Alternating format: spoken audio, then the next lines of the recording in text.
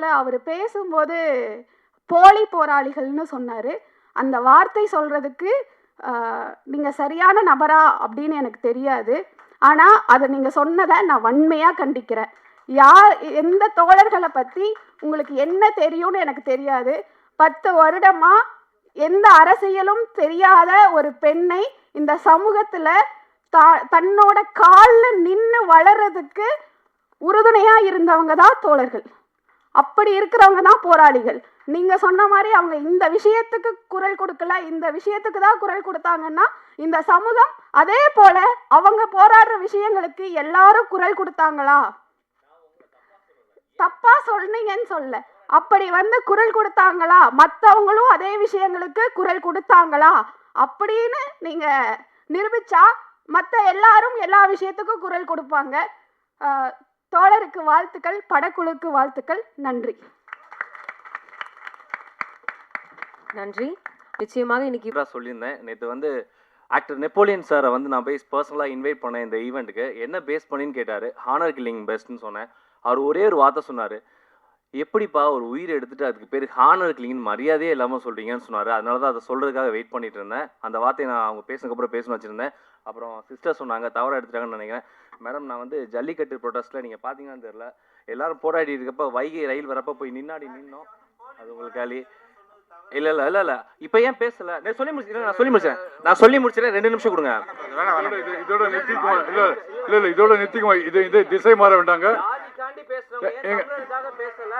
Brother, ஒரு producer ஒரு படத்துடைய ஆடியோ லான்ச் ப்ரொமோஷன் பண்ணும்போது அதை பத்தி மட்டும் பேசுவோம். ப்ளீஸ். இது ஒரு படத்தை ஒரு ப்ரொடியூசர் செலவு பண்ணிட்டு ஒரு படத்தோட ப்ரொமோஷன் பண்ணும்போது அதை கொஞ்சம் ஃபோக்கஸ் பண்ணா நல்லா இருக்கும். தாழ்மையான வேண்டுகோள். ப்ளீஸ், அதை திசை திருப்ப வேண்டாம்.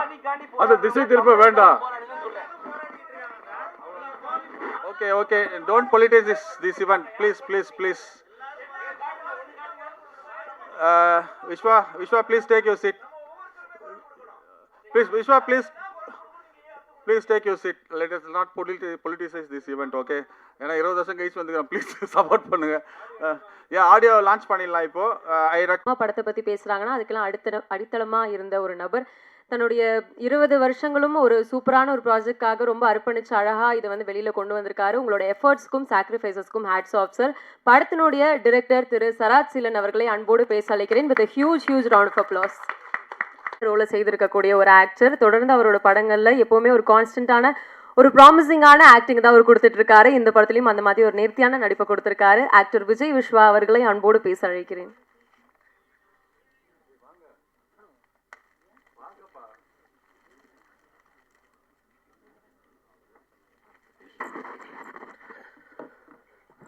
அனைவருக்கும் வணக்கம். அபி சரவணனா இந்த மேடையில் அறிமுகமாகி இன்றைக்கி விஜய் விஸ்வாவை அவங்க முன்னாடி நிற்கிறேன். ஒரு சிறிய இடைவெளிக்கு அப்புறம் ரொம்ப சந்தோஷமான ஒரு தருணம். ஃபர்ஸ்ட் ஆஃப் ஆல், இந்த பாரிஸ் கஃபே படத்தில் எனக்கு நடிக்க வாய்ப்பு கொடுத்த தயாரிப்பாளர், இயக்குனர் அவங்களுக்கு நான் நன்றி பண்ணிக்கிறேன். அதுக்கு காரணமாக இருந்த சுவாமி அண்ணனுக்கும் நான் தேங்க் பண்ணிக்கிறேன். சதீஷ் சார் கேமராமேன் லொக்கேஷன் பார்க்க வந்த இடத்துல என்னை பார்த்துட்டு அதை இமீடியட்டாக ஓகே பண்ணாங்க. ஸோ சூர்யா அண்ணனுக்கும் நான் தேங்க் பண்ணிக்கணும். ஏன்னா ஒரு டீம்னால தான் வாய்ப்பு கிடைக்குது. ஸோ அதனால் இந்த படத்தில் முக்கியமாக ஒர்க் பண்ண அசிஸ்டன்ட் டைரக்டர் ஆல்ரெடி நான் என்ன சொல்லிட்டாங்க, ஜெகன் ஒளி மட்டும் இல்லாமல் எங்கள் ஹோல் டீமுக்கு நான் தேங்க் பண்ணிக்கிறேன், ப்ரொடக்ஷனாக ஒர்க் பண்ணவங்களுக்கு. அதுக்கப்புறம் இங்கே நான் லைன் பண்ணி சொல்லணுன்னா, ப்ரொடியூசர் சொன்னாங்க, ப்ரொடியூசர் மேடம் ரொம்ப அழகாக பேசினாங்க. எனக்கு அவங்க பேசிகிட்டு இருக்கப்போ எம்சி ஃபேஸ் தான் பார்த்தேன். ஒருவேளை அவங்கள்ட்ட முதலே பேசியிருந்தால் அவங்களே எம்சியாக ஃபிக்ஸ் பண்ணிப்பாங்களோ என்னமோ. செம்ம ஃப்ளூவாக பேசுனீங்க மேடம். இல்லை, அவங்க ப்ரொடியூசர் மேடம். அப்புறம் சூப்பராக பேசுனீங்க. அண்ட் டைரக்டர் சார் சொல்லணும். டைரக்டர் சார் அதே மாதிரி தான் ஷார்ட்டில் உள்ளே நாங்கள் காஃபிக்கு பதிலாக டீ வச்சுருந்தா கூட இன்னும் காஃபி தான் ஊற்றணும்னு அவ்வளோ பெர்ஃபெக்ஷன் பார்க்குற ஒரு மனிதர். அவர்கிட்ட ஒர்க் பண்ணுறப்ப ஃபஸ்ட்டு படமாக அது ஒர்க் பண்ணல, லெஃப்ட் அண்ட் ரைட் வாங்கிட்டாரு. ஸோ அதுக்கு ரொம்ப நன்றி. டிஓபி சார் அஸ் வெல், சொல்லவே தேவையில்லை. யூஸ்வலாக படத்துக்கு போனோன்னா கேமராமேன் சார் ஒரு முடிச்சுட்டு டக்குன்னு ஓகே அடுத்தது போயிடலான்னு சொல்லுவாங்க. பட் தடவை நானும் போய் ரெக்வஸ்ட் பண்ணுவேன், டைரக்டரே ஓகே பண்ணாலும் சார் இன்னொரு தடவை போயிடலாமா நான் ரெக்வஸ்ட் பண்ணி கேட்பேன். பட் இங்கே எனக்கு பிரச்சனையே இல்லை, ஓகே பண்ணாலும் ஒரு ஷார்ட் எக்ஸ்ட்ரா எடுத்து வச்சுருவார். ஸோ அதனால் எங்களுக்கு அந்த ப்ராப்ளம் இல்லை. அண்ட் அதுக்கப்புறம் மியூசிக் கே. சமீபத்தில் நான் அமெரிக்காவுக்கு போயிருந்தேன். FeTNA, federation of North America தமிழ்ச்சங்கம் மேடை. கிட்டத்தட்ட 5000 அமெரிக்க தமிழர்கள் கலந்துக்கிட்டாங்க. அந்த மேடையில் நம்மளுடைய மினிஸ்டர் ராஜ்மோகன் சாரும் கலந்துருந்தாங்க. அங்கே நான் தான் நிகழ்ச்சியை தொகுத்து வழங்கினேன். ஸோ அவங்க அனுமதியோட பாடலை வந்து நான் அங்கே ஒளிபரப்பினேன். அவ்வளோ இது வந்தது, நல்ல வாழ்த்துக்கள் வந்தது. அதுக்கப்புறம் நீங்கள் சொன்னீங்க, என்ன சொல்லணும்னா, நான் அதுக்கப்புறம் வேரியஸ் ஸ்டேட்ஸ் போனேன். டாலஸ், யூஎஸ், அப்புறம் சிகாகோ, அந்த மாதிரி நான் ஒவ்வொரு ஊராக போகிறப்ப எல்லா ஊர்லேயும் வந்து காரில் அவங்க லாங் ஜெர்னி போகிறப்ப கேட்குற ஒரு பாட்டில் லிஸ்ட்டாக அதை ஆட் பண்ணிக்காங்க. It's a promise. வாழ்த்துக்கள் அண்ட் தேங்க்ஸ். அது என்னோட பாட்டு இருக்கிறது எனக்கு ரொம்ப சந்தோஷம். அந்த அழகழகாய் வந்து ரொம்ப 3-4 பாட்டுமே பிடிச்சிருந்தது. பட் பர்சனலாக எனக்கு ரொம்ப நான் இல்லாமல் அந்த பாட்டுவே எனக்கு ரொம்ப பிடிச்சிருந்தது. Thanks K father. அப்புறம் எடிட்டர் ரொம்ப அழகாக எடிட் பண்ணியிருந்தீங்க. எல்லாமே வெல். ஆர்ட் டைரக்டர் எங்களுக்கு சொல்ல வேணாம், லைவாக நிறைய விஷயம் பண்ணி கொடுத்துருக்காங்க. உங்களை ஏமாத்துறதுக்கான ஒரு விஷயம் கூட பண்ணி கொடுத்துருக்காங்க. அதை தேட்டர் பார்த்து கண்டுபிடிச்சிக்கலாம். அதுக்கப்புறம் ஸ்பெஷல் டான்ஸ் பண்ணியிருந்தோம், அவருக்கும் நன்றி. அதுக்கப்புறம் சூர்யானை சொல்லிட்டேன். சார் கோஆர்டிஸ்ட் எல்லாமே நல்லா பண்ணியிருந்தாங்க. ப்ரொடியூசர்ஸ் வந்து 3 பேர் ஆக்சுவலாக என்னோட இருக்காங்க. என்னோட கோஆர்ட் வந்து அங்கே உட்காந்துருக்காரு. சார் ஒரு தடவை எழுந்துச்சுங்களேன், இல்லை ஸ்டேஜ்க்கு வந்துங்களேன் please please please please sir. ஏன்னா நான் நடிக்கிறதுக்கு அவர் ஒரு முக்கிய காரணம். நிறைய டேக் எனக்கு வாங்கி கொடுத்தாரு. ஆனால் செம்மையாக பண்ணார். த பெஸ்ட் பெர்ஃபார்மர் இந்த ஃபிலிம்னா நீங்கள் அவரை சொல்லலாம். அவர் பக்கத்தில் ஒரு பிரதர் இருக்கார், அவரும் ப்ளீஸ் ப்ளீஸ் வந்துடுங்க. ஏன்னா அவங்க எங்களோட ப்ரொடியூசர்ஸ் கோஆர்டிஸ்ட் எல்லாம் வரப்போ நீங்களும் வந்துடணும். தேங்க்யூ. அதுக்கப்புறம் எஸ் அஃப்கோர்ஸ் ரொம்ப நல்லா பண்ணியிருந்தாங்க. இந்த பேர் வந்து எனக்கு ரொம்ப பிடிச்சிருந்தது. நைனா ஆல்ரெடி நாங்கள் ஒர்க் பண்ணியிருக்கோம். நைனா உங்கள் சாங்ஸ் ரொம்ப நல்லது, ஃப்ரேமில் ரொம்ப அழகாக இருக்கீங்க, எல்லோரும் அழகாக காமிச்சிருக்காங்க. அதுக்கப்புறம் சீக்கிரஸாக சொல்கிறதுக்கு முன்னாடி என்னோட பேர் அர்ச்சனா. ஸோ அவங்க ஆல்ரெடி யூடியூப்பில் பயங்கர ஃபேமஸ். அங்கே யூஎஸ்லேயும் சரி. இப்போ நேற்று மலேசியா போயிருந்தேன். மலேசியாவில் எங்கள் சாங்கை ப்ளே பண்ணேன். அங்கேயும் எல்லாம் பார்த்து இந்த ஆக்ட்ரஸ் பார்த்துருக்கோம் அப்படின்னாங்க. ஸோ அந்த வேர்ல்டு வைடு ஃபேமஸாக இருக்க ஒரு ஆக்ட்ரஸ் கூட ஜாயின் பண்ணியிருந்தேன். தேங்க்யூ ஸோ மச்மா. அதுக்கப்புறம் 2 யூனிவர்சிட்டி கூட எனக்கு வந்து வாய்ப்பு கிடச்சது. ஒன்று Tamil Nadu university as well Guru Somasundaram sir, மதுரைக்காரு சார், லவ் யூ. இன்னொன்று வந்து நான் லவ் யூ சொன்னால் தப்பாக எடுத்துக்காதீங்க, love you. So Malayalam university. இப்போ வந்து இந்த படம் வந்து என்னென்னா, பாரிஸ் கஃபே படம் வச்சுருக்கோம்னா கமெண்ட்டில் போய் பார்த்தோன்னா அனு அப்படின்னு போட்டால் போதும் போல், அனுமோல் படம்னு போட்டால் போதும், டைட்டில் கூட போட தேவையில்ல. கமெண்ட்ஸ் போனால் 2000 கமெண்ட்ஸில் 1999 கமெண்ட்ஸ் அவங்களுக்கு தான் இருக்குது. அவ்வளோ ஃபேன்ஸ் சம்பாதிச்சு வச்சுருக்கீங்க. Love you so much once again. So இவங்க 2 பேர் கூட நடிக்கிறப்போ நிறைய ஆக்டர்ஸ் கூட நான் 15 வருஷமாக நடிச்சிட்ருக்கேன். ஆக்ட்ரஸ் கூட இருந்தாலும் கூட நிறையா கற்றுட்டு வந்தால் கூட இவங்க 2 பேர் கூட நிறைய விஷயம் கற்றுக்க முடியுது. ஆக்டிங்னா என்னென்னா இவர்கிட்ட கிளாஸ் போய் கற்றுக்காம ஓசியில் கற்றுக்க வாய்ப்பு கொடுத்த அனைவருக்கும் நன்றி சொல்லிக்கிறேன். அதுக்கப்புறம் எல்லாரையும் சொல்லி முடிச்சேன்னு நினைக்கிறேன். Yes of course Riyaz thanks. Ezhil இன்னொரு ஹீரோ எங்கள் படத்தில் வெகேந்த stage. Thanks Ezhil. All support. அவர் எழில் பண்ண சப்போர்ட் வந்து அவரோட தம்பி, டைரக்டரோட தம்பி, பட் ஆல் சப்போர்ட் பண்ணி கொடுத்தாரு. Okay, come to the point. தமிழ்நாட்டில் தமிழக முதலமைச்சர் சி ஜோசப் விஜய் அண்ணாவுக்கு வந்து நான் ஒரு ஸ்பெஷல் ரெக்வஸ்ட் வைக்கிறேன். என்னென்னா, இதுக்கு முன்னாடி இருந்த படங்கள், முன்னாடி இருந்த கடந்த காலங்களில் வந்து நிறையா வந்து படங்கள் வந்து ரிலீஸ் ஆகாமல் இருந்தது. நிறைய படங்கள் ரிலீஸ் வெயிட் இருக்குது. முக்கியமாக சொல்லலாம், எனக்கே 4 படம் ரிலீஸ்க்கு இருக்குன்னா, என்னை விட நல்ல திறம்பட நடித்த நடிகர், தயாரிப்பாளரோட படங்கள் நிறைய ரிலீஸ் ஆகாமல் இருக்குது. ஸோ என்னுடைய துறை அமைச்சர் திரு ராஜ்மோகன் அண்ணா மற்றும் என்னுடைய அண்ணன் தமிழக முதலமைச்சர் சி ஜோசப் விஜய் அண்ணாவுக்கு நான் ஒரு ஸ்பெஷல் ரெக்வஸ்ட் என்ன வைக்கிறேன்னா, ஒரு ஸ்பெஷல் ஓடிடி தமிழ் கவர்மெண்ட் சார்பில் நீங்கள் வைக்கணும்னு நான் வந்து வேண்டி விரும்பி கேட்டுக்கிறேன். அந்த ஓடிடியில் இது வரைக்கும் தயாரித்த படங்கள், வெளியாகாத படங்களில் நீங்கள் ஸ்பெஷல் ஸ்க்ரீனிங்க்கு அனுமதிக்கணும். இதுக்கு முன்னாடி எப்படி ஓடிடி போனாலும் தனியாக பண்ணிக்கலாம், தேட்டர் போனாலும் தனியாக பண்ணிக்கலாம்னு ஒரு ஸ்கீம் இருந்ததோ, அது மாதிரி நீங்கள் பண்ணிங்கன்னா இன்னும் கூட கொஞ்சம் நல்லா தான் இருக்கும்னு நினைக்கிறேன். பிகாஸ் ஏன்னா தேட்டர் கிடைக்கிறதில்ல. நாங்கள் தேட்டர் ஓனர்ஸை தப்பாக சொல்லவே இல்லை. தேட்டர் ஓனர்ஸ் பயங்கரமாக சப்போர்ட் பண்ணுறீங்க, டிஸ்ட்ரிபியூட்டர் சப்போர்ட் பண்ணுறீங்க. ஆனால் ஒரு உண்மையான வழி என்னென்னா, கேமராவில் சொல்லக்கூடாதுன்னு கூட பரவாயில்ல, ஒரு தயாரிப்பாளருக்கு இயக்குனருக்கு மட்டும்தான் தெரியும் தேட்டர்ஸ் கிடைக்கிறது எவ்வளோ கஷ்டம் அப்படின்னு. தேட்டர் கிடைக்காம நிறைய படங்கள் ரிலீஸ் ஆகாமல் இருக்குது. ஸோ அதனுடைய ப்ரொடியூசர்ஸோடைய லைஃப் லைன் என்ன ஆகுது, வட்டி என்ன ஆகுதுன்றதெல்லாம் கால்குலேஷன் கண்டிப்பாக தெரிஞ்ச விஷயம் தான். நான் உங்ககிட்ட சொல்கிற ஸ்பெஷல் ரெக்வஸ்ட் என்ன அப்படின்னா, தமிழ்நாடு கவர்மெண்ட்டுக்கு தயவு செய்து இந்த விஷயத்தை இமீடியட்டாக நீங்கள் வந்து பண்ணணும். ராஜ்மோகன் அண்ணா ஒண்டர்ஃபுல்லாக பண்ணிகிட்ருக்கீங்க. எங்கள் துறை அமைச்சர் நீங்கள், உங்கள்கிட்ட பர்சனலாகவும் நான் கேட்கணும்னு நினைக்கிறேன். தயவுசெய்து வெற்றி ஓடிடி அப்படின்னு கூட ஒன்று ஸ்டார்ட் பண்ணி இது வரைக்கும் ரிலீஸ் ஆகாமல் இருக்க எல்லா படமும் ரிலீஸ் பண்ணுங்கள். நிறைய பேர் வந்து இது பண்ணுவாங்க, பயனடைவாங்க. அதுக்கப்புறம் முக்கியமாக இன்னொரு விஷயம் கூட நான் கேட்கணும். இந்த இடத்துல சம்மந்தம் இல்லாமல் கேள்வி இருக்கலாம், ஆனால் கேட்க எனக்கு உரிமை இருக்குன்றனால நான் கேட்குறேன். நேற்று தமிழ்நாட்டில் வந்து ஒரு நிகழ்ச்சி ரொம்ப பரபரப்பப்பட்டிருக்கு. ஒரு 3 பேரை வந்து சுட்டு கொண்டிருக்காங்க நம்ம பக்கத்து ஸ்டேட்டில். சில போலி போராளிகள் வந்து ஆனா ஊனானா வந்து போர்லாம் கொடுத்துருப்பாங்க. எங்கே இருக்காங்கன்னே தெரியல. அவங்களாம் ஒரு வாய்ஸ் கூட கொடுக்கல.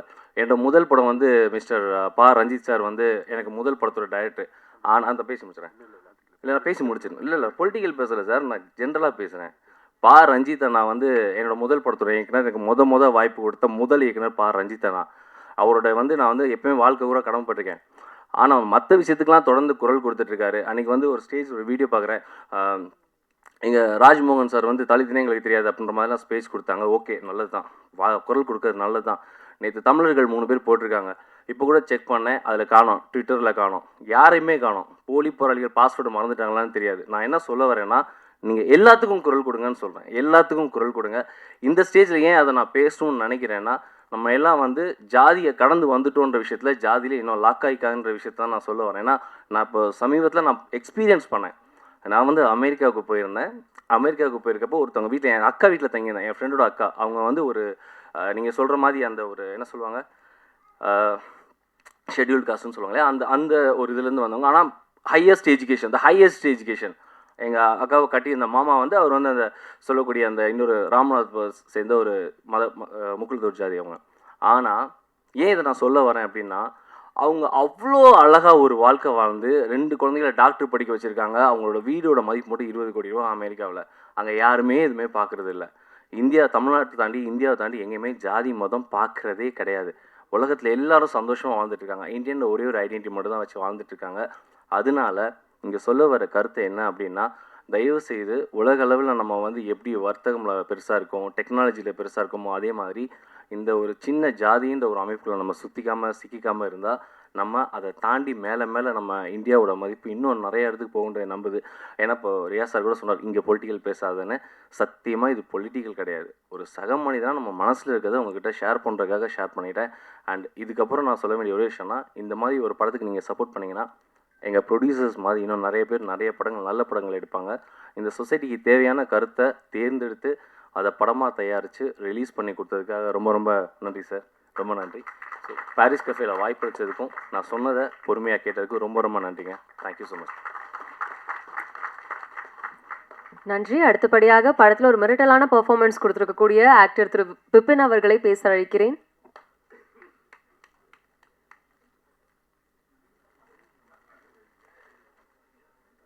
தமிழ்நாட்டில் இப்போவும் பெண்களோட உரிமைக்காகவும் எல்லாரோட உரிமைக்காகவும் அவ்வளவு பெண்கள் போராடிட்டு இருக்காங்க. அந்த ஒரு தொடர்ச்சியாக தான் நான் உங்களோட அந்த இதை பார்த்தேன். ரொம்ப இன்ஸ்பயர்டாக இருந்தது அந்த கேரக்டர் எனக்கு. ஏன்னா ஒரு பெண் மாறினா அந்த சமூகம் வந்து மாறும் அப்படிங்கிறது. அப்போ ஒரு பெண் மாறினா மட்டும் இல்லை, எல்லா பெண்களும் மாறும்போது அந்த சமூகம் இயல்பாக இந்த சாதியை கடந்து நிற்கும் அப்படிங்கிறதுக்கு அது ஒரு எடுத்துக்காட்டாக இருந்தது.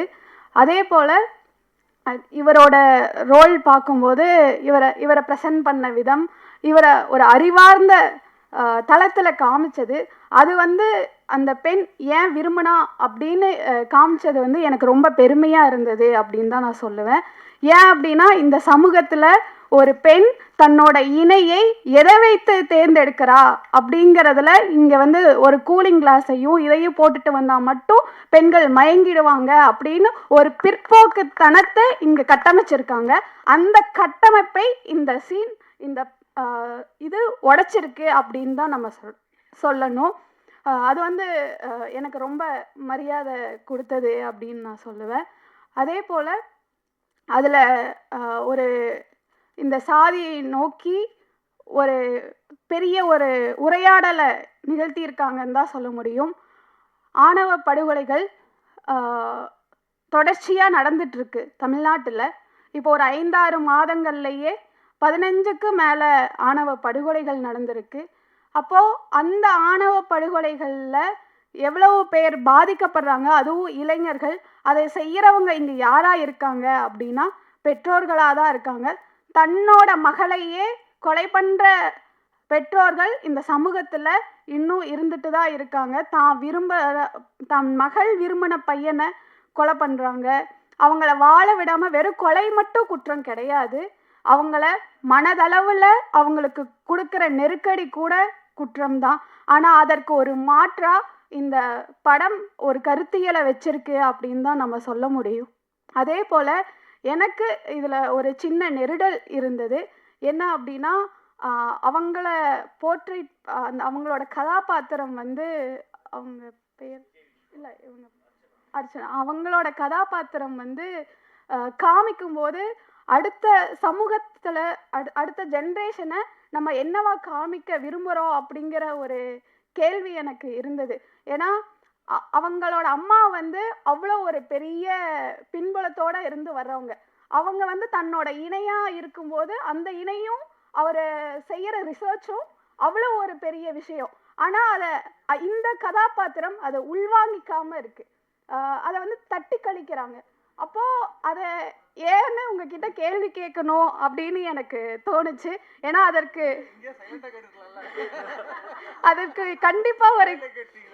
கண்டிப்பா ஒரு காரணம் இருக்கும். அந்த காரணம் வந்து எனக்கு நீங்க தெரியப்படுத்தணும் அப்படின்னு இருந்தது. ரொம்ப அருமையா வந்திருக்கு. அதுவும் இல்லாம சமூகத்துக்கு வந்து ரொம்ப முக்கியமான தேவை அப்படின்னு நினைக்கிறேன். நீங்க இப்ப இந்த படத்தை வெளியிடுவதன் மூலமா ஆணவ படுகொலைக்கு அரசு கிட்ட ரொம்ப வருட கோரிக்கையா தனி சட்டம் வேணும்னு கேட்டுட்டு இருக்கோம். அந்த கோரிக்கைக்கு இந்த படம் வலு சேர்க்கும் அப்படின்னு நான் நம்புறேன். ஏன்னா அடுத்த ஜென்ரேஷன்ங்கிறது இளைஞர்கள் தான். அப்படி இருக்கிற இளைஞர்களை காதலிக்கிறாங்க அப்படிங்கிறதுக்காக படுகொலை செய்யப்படுறது, அவங்கள வாழ விடாம செய்யறது. அப்போ இதற்கு ஒரு தனி சட்டம் தேவை. அந்த தனி சட்டத்தை இப்ப இருக்கிற அரசு உடனடியாக செய்தாக வேண்டும். ஏன்னா அதற்குன்னு ஒரு தனி குழு அமைச்சிருக்காங்க, KN பாஷான்னு சொல்லி. அவங்கள வந்து 25 விக்டிம் ஃபேமிலியோட நாங்கள் சந்திச்சு அதற்கு ஒரு ஆணையம் அமைச்சு அந்த ஆணையத்திலிருந்து தனி சட்டம் வேணும் அப்படின்னு கேட்டிருக்கோம். அதற்கு இந்த படம் உறுதுணையா இருக்கும்னு நான் நம்புறேன். அதே போல ரொம்ப குரு தோழரை வந்து எனக்கு அவ்வளோ பிடிக்கும். ஏன் அப்படின்னா அவர் வந்து நடிக்கிறாரு அப்படின்லாம் என்னால் பார்க்க முடியாது, அதில் வாழ்கிறாரு அப்படின்னு தான் என்னால் ஒவ்வொரு படத்துலையுமே. நான் ஃபஸ்ட்டு அரசியலாக பார்த்தது ஜோக்கர் படம் தான். அப்படி வந்து தோழரை வந்து எனக்கு அந்த அளவுக்கு மனதுக்கு நெருக்கம் இதில் இல்லாட்டியும் அதே